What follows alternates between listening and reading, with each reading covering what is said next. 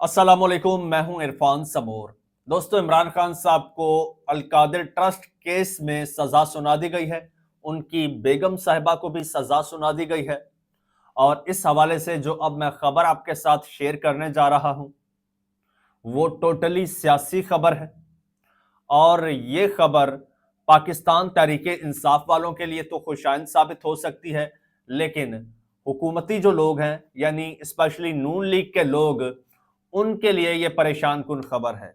वो जिन लोगों ने अडियाला के बाहर मिठाइयां खाई हैं, जिन लोगों ने भंगड़े डाले हैं और जिन लोगों ने एक दूसरे को हार पहनाए हैं, उनकी खुशियां चंद लम्हे की साबित होने वाली हैं, क्योंकि ये सजा ठहरने वाली नहीं है, खत्म होने जा रही है।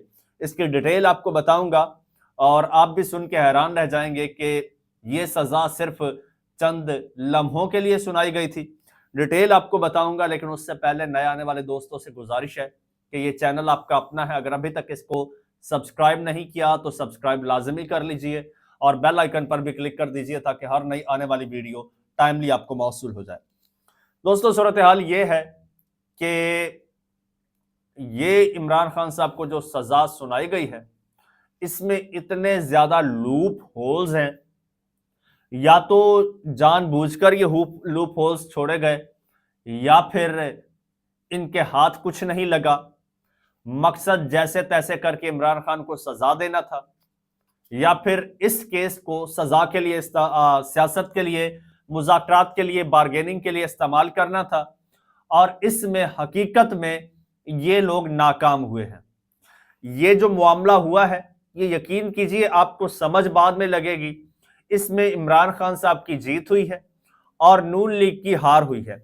वो किस तरह, पहले ये सुन लीजिए फिर आगे बढ़ते हैं। दोस्तों, ये फैसला आने से पहले ही एक नैरेटिव बनाया था नून लीग ने।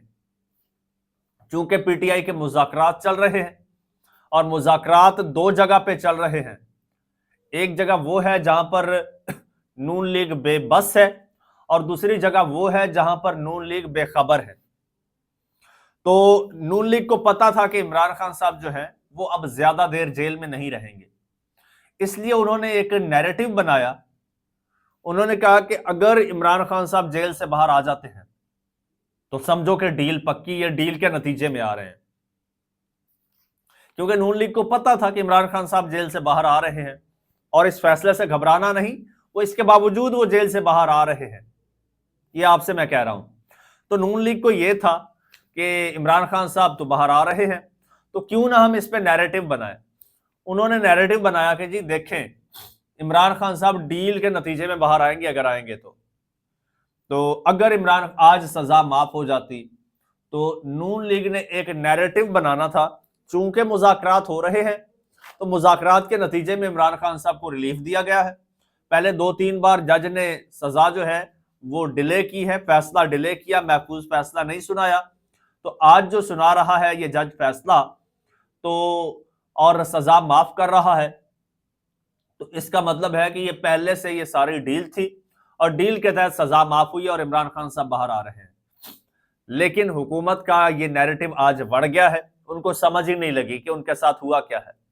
अब क्या होना है, अब इमरान खान साहब ने बाहर आना है। अब इनके नैरेटिव पर पांव रख के आना है।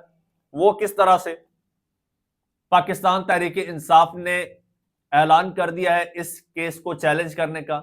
यह ट्रायल केस था दोस्तों, ट्रायल कोर्ट का यह फैसला था, नैब कोर्ट का, और यह इंतहाई कमजोर केस था।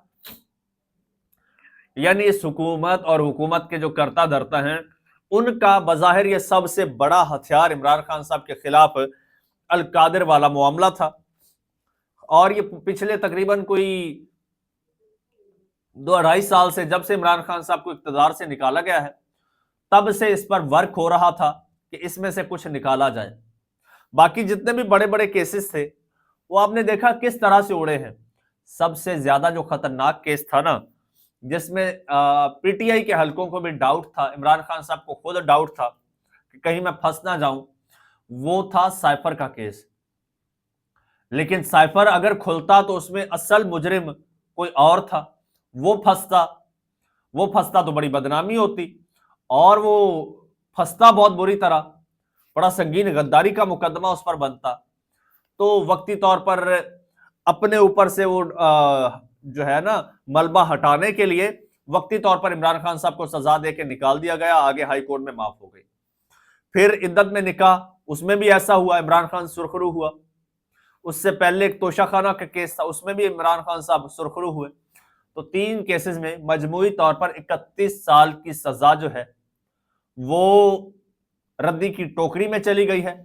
अब ये जो 14 साल की सजा सुनाई गई है और बुशरा बेगम को 5 साल की, जिनका दूर दूर तक इस सारी 190 मिलियन पाउंड की जो डील है इससे दूर दूर तक कोई ताल्लुक नहीं है।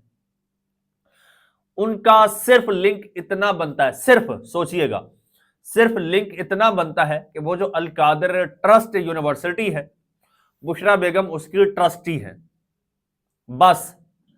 इससे आगे उनका कोई ताल्लुक नहीं है। जिस सेटलमेंट का बात की ये बात करते हैं, जिस 190 मिलियन पाउंड की ये बात करते हैं, और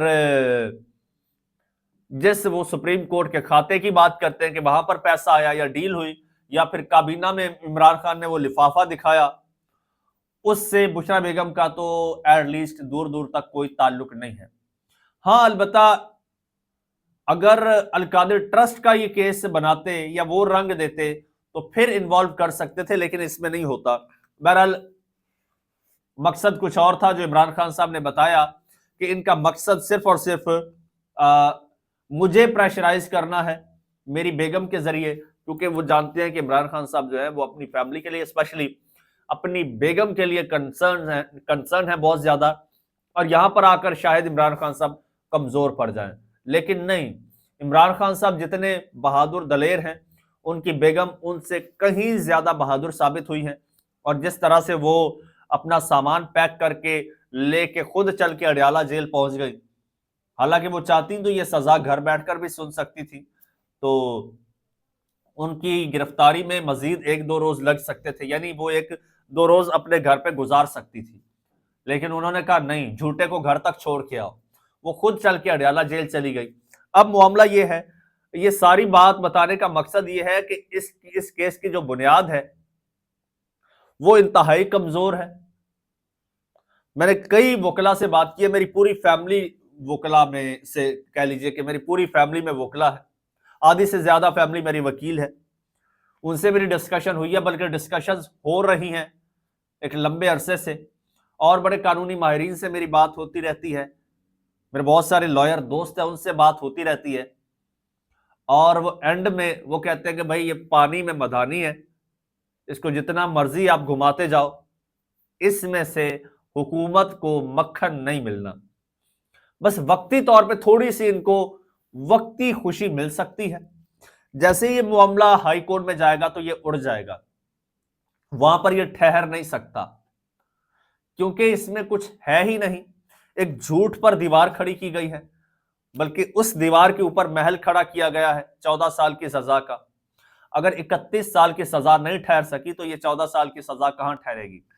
तो जब हाई कोर्ट से रिलीफ लेकर इमरान खान जेल से बाहर आएगा, फिर सोचिए जो मिठाई खा रहे हैं और जो एक दूसरे को हार पहना रहे हैं, इनका क्या हशर होगा। दोस्तों, चैनल आपका अपना है, अगर अभी तक इसको सब्सक्राइब नहीं किया तो सब्सक्राइब लाजमी कर लीजिए और बेल आइकन पर क्लिक कर दीजिए। मुझे इजाजत दीजिए। अल्लाह।